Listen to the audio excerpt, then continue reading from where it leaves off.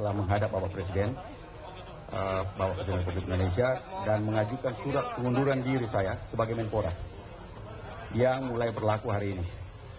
Saya juga tidak ingin menjadi beban bagi Bapak Presiden dan Kabinet Indonesia Bersatu Kedua. Roda pemerintahan harus tetap jalan.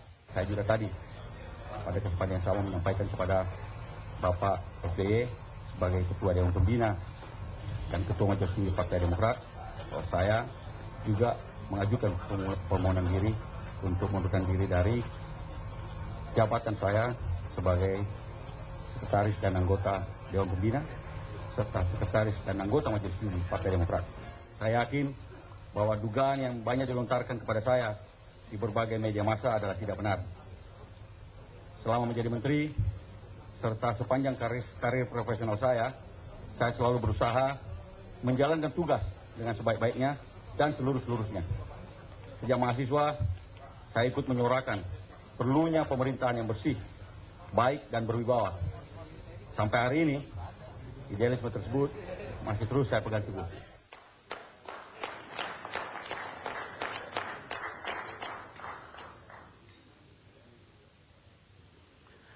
Pemirsa, kita masih dalam diskusi yang tumbang digigit Nazarudin.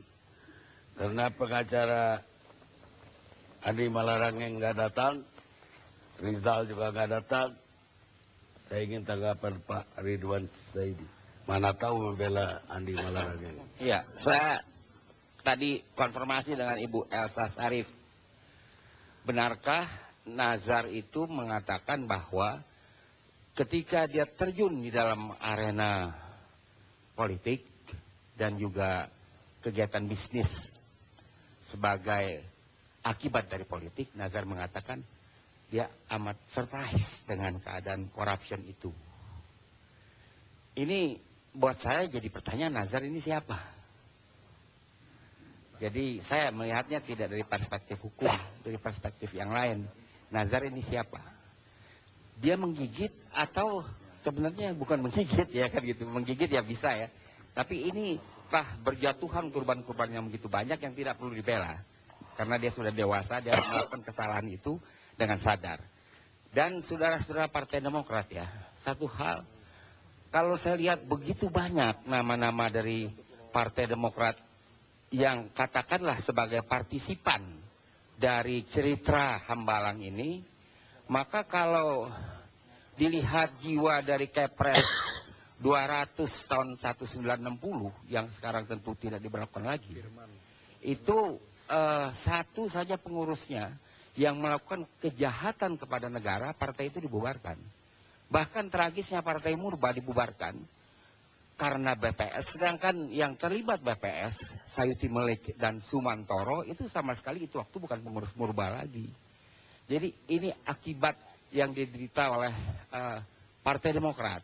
Dan yang saya ingin katakan, maaf ya, ini akibat rekrutmen partai-partai politik, bukan hanya Demokrat, yang tidak matang.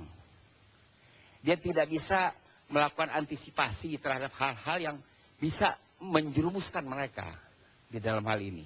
Jadi saya mengatakan yang salah adalah tetap salah. Sebab akibatnya itu sangat serius. Ini saya menganggap Hambalang adalah sebuah kejahatan terhadap negara. Extraordinary. Kejahatan yang luar biasa. Kejahatan kepada siapa? Kejahatan kepada negara. Karena 471 miliar uang yang sudah dihabiskan di Hambalang itu, Hambalangnya tidak bisa diapa-apakan lagi. Bangunannya ambles dan miring.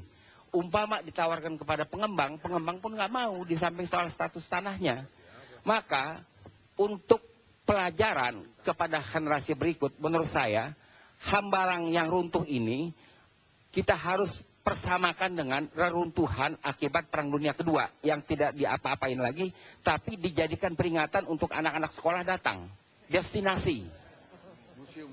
Ya. Jadi dipimpin oleh gurunya. Jadi supaya kita jangan membazirkan uang yang 471M. Itu harus menjadi pembelajaran bagi nation ini. Bahwa ada sebuah kecelakaan yang terjadi. Yang mungkin tidak disadari. Maaf ya. Karena Anda ini kalau kata DN Aidit. Anda bukan politisi, tapi Anda pekerja politik. Karena untuk menjadi politisi itu tidak gampang.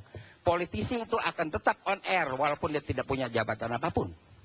Jadi karena itu sebagai pekerja politik, ini adalah pengalaman yang paling pahit buat saudara. Telah terjebak dalam proyek ini, nggak tahu siapa yang jebak.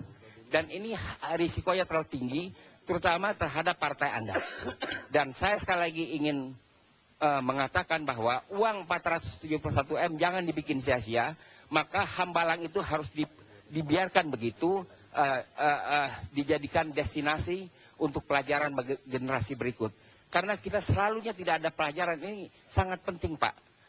Saya mohon maaf ya, saya tidak ada satu perasaan apapun termasuk terhadap saudara Anas Urbaningrum, karena dia kan HMI. Di kalangan HMI juga, kami pun tidak suka dengan apa yang dilakukan oleh Anas. Karena merusak martabat organisasi kami. Jadi karena itu saya tidak ada masalah apapun. Yang saya pikirkan adalah bagaimana ini tidak berulang kembali. Bagaimana Anda kalau misalnya Partai Demokrat masih ada, ya kan? Bisa juga tidak ada. Kalau masih ada, ini dijadikan pelajaran yang berharga.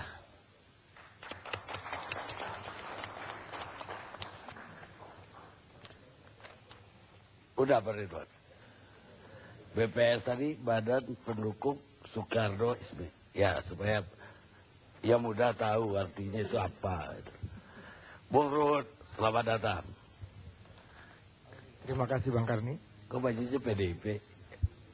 Enggak, masih apa? Langit masih membiru. Oh, lagi. Terima kasih Bang. Kayaknya apa yang Anda sarankan mulai jadi kenyataan nih. Karena Anda itu semua yang disebut mundur. Satu udah mundur. Apa tanggapan Anda sekarang? Terima kasih Bang Karni. Kenapa saya berbicara demikian? Mungkin karena para guru besar saya, waktu saya di tingkat persiapan, selalu mengatakan harus diingat, waspada, waspadalah. Kita memang negara hukum, semua diatur melalui prosedur hukum, tapi ada satu hal, siapapun kita mesti tahu, sedemikian adanya sanksi-sanksi, tapi karena kita public figure, kita politisi, kita pejabat negara, ada satu sanksi yang harus ditakuti. Karena kalau kita berbicara sanksi pidana, semua orang sudah tahu dan jelas. Tapi sanksi yang satu ini yang selalu diingatkan oleh para guru besar saya, yang namanya sanksi sosial. Sanksi sosial, sanksi moral ya, ini kan dibawa mati. Apalagi kita politisi. Politisi itu kalau tidak ada trust, kepercayaan lagi daripada masyarakat, selesai kita. Jadi itulah Bang, karena awal kejadian semua ini, saya memang ingat betul, Bung Nasarudin pertama menghubungi saya. Belum ada lawyer. Dan saya ingat sekali, Bang, ini ada masalah. Ketua Umum Bung Anas Urbaningrum minta saya menghubungi Abang. Bagaimana masalah ini? Saya sebagai seorang lawyer, memang sekarang saya sedang cuti, saya anggota DPR dari fraksi Partai Demokrat. Setelah saya mendengar semua kronologisnya, memang saya katakan ini berat Nasar. Apalagi yang kamu katakan ini, apakah ada bukti autentiknya? Karena dari tadi kamu katanya semua. Gimana? Semua nama-nama ini dia udah sebut dari awal dengan saya Bang. Tapi saya katakan, Nasar, jujur saja saya bicara sama dia nangis, dia tahu. Ya, saya nangis. Ya, saya katakan kepada dia, kamu sadar nggak? Penggagas pendiri partai ini dan partai kita dipercaya oleh rakyat, karena ingin mencegah dan memberantas korupsi. Saya ingat itu. Tapi saya nggak tahu masalah itu berkembang. Ya, yang namanya Nasar ada pepatah. Semut saja kalau diinjak menggigit. Apalagi Nasaruddin. Kan itu. Ini maaf bang. Waktu rame masalah ini, semua mencurigai saya. Kok Ruhut demikian? Termasuk TV kebanggaan kita, TV Abang. Sampai takut aku pakai baju biru aku itu bang. Padahal baru selesai dijahit itu baju bang. Tapi karena diulang-ulang tadi juga di jalan aku lihat, baju itu diulang lagi. Kan jadi karena orang kalau udah lihat baju itu teringat, wah Nasaruddin dulu Ruhut yang protek. Dan di luar yang saya perkirakan dia mohon izin, dia mau berobat. Saya katakan tapi kau harus kembali. Aku nggak tahu, inilah berkembang semua cerita-ceritanya bang. Tapi apa orang-orang yang dia sebut ini menginjak dia, makanya dia menggigit sebagai semut. Jadi yang aku lihat bang, dia merasa dia ditinggalkan. Ditinggalkan. Ya, dia merasa dia ditinggalkan. Tapi saya tetap mengatakan, Nasar, kita laki-laki kamu pertanggungjawabkan. Dan jujur saja bang, last minute sebelum dia ke Kolombia, waktu itu saya di Australia, dia masih telepon saya. Bang, jemput saya mau kembali. Tapi saya kaget, taunya dia sudah lari lebih jauh. Dia sebenarnya karena saya bilang, kamu laki-laki, pertanggungjawabkan. Kamu punya istri, punya anak. Dia udah mau balik bang. Itulah yang saya kaget dengar cerita ini semua. Memang aku rada kaget juga. Salah satu nama yang sering dia sebut-sebut itu waktu awalnya sama saya tidak pernah dia sebut bang. Tapi kok sekarang itu terus, dan itu yang saya katakan. Nasaruddin ini orang boleh bilang apa, nyatanya dia waras kok. Siapa yang disebut-sebut terus? Ya jujur saja bang. Sahabat saya, ketua umum partai saya, dia nggak pernah bilang. Dia nggak bilang? Nggak bilang. Tapi setelah dia di Kolombia, setelah rame-rame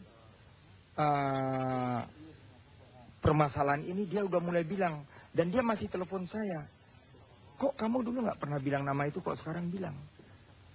Nama Anas Urbaningrum maksudnya? Iya. Ya, baru dia ceritakanlah semua. Tapi bang, kan yang memang KPK kerjanya berat. Untuk mencari dua alat bukti itu tidak mudah. Tidak mudah. Tetapi nanti biar profesor kita, Pak Setapi yang ngomong, kan ada hakim pun ada yang kita kenal keyakinan daripada hakim itu. Begitu juga sahabat-sahabat yang melakukan tugas penyelidikan menjadi penyidikan, kan ada. Disinilah bang, yang ya terus terang saja, tapi aku berbicara sebagai kader Partai Demokrat. Saya mohon maaf kepada seluruh rakyat Indonesia. Apa yang terjadi bang, kami tetap kejadian Andi Malarangeng. Andi Malarangeng, apapun jiwa kesatrianya bang, kita harus angkat topi. Kita harus hormati. Kenapa saya katakan demikian? Waktu hitungan jam dia mengundurkan diri, dia belum pernah menerima surat pencekalan. Dia belum pernah mendapat kabar dari KPK dia tersangka. Tapi saya angkat topi dia mengenai ini bang. Ya, kita harus hormati itu. Tapi bang, ada juga keinginan kami karena kita harus jujur. Kalau berbicara bang, dan nyatanya kemarin peringatan hari korupsi dan HAM, Bapak Presiden mengatakan ya kita juga sedih. Korupsi itu bang, sekarang kenapa ya? Ada di mana-mana. Termasuk di tingkat pusat, provinsi, kabupaten, kota. Ini memang tantangan bagi kita semua bang. Tapi karena demikian, kami juga memohon bang.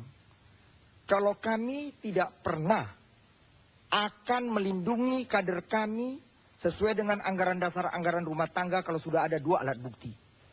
Tetapi kami tetap memohon equality before the law. Persamaan, Bang. Karena di sini ada Pak Johan Budi, saya rasa mirip-mirip dengan Hambalang atau atlet, sudah terang benderang juga mengenai PON. PON. Sudah beberapa nama. Bahkan juga ada menyinggung menteri, udah diperiksa juga. Ya Mbok, jangan menteri kita saja. Equality before the law. Semua kita sudah tahu bagaimana WAOD, ini bukan dari partai saya Bang, dari PAN. Tapi apapun WAOD sebagai seorang wanita dia mengatakan, kan bukan hanya saya. Dia sebut nama-nama tokoh dan akhirnya hampir semua fraksi itu terlibat. Yang ada di DPR. Ya, ada yang kena ini kok Demokrat dulu gitu.